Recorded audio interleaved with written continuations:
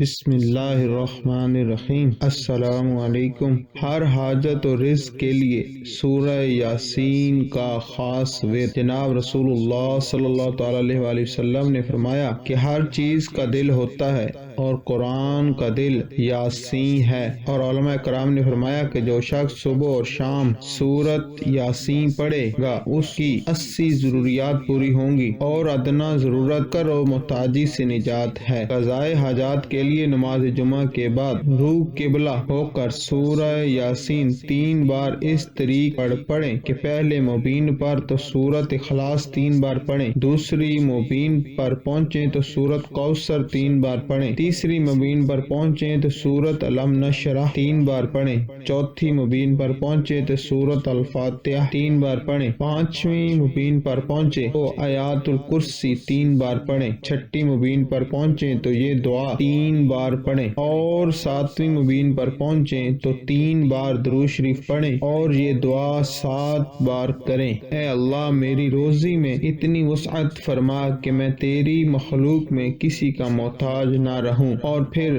سورت مکمل کر لیں۔ جزاک اللہ۔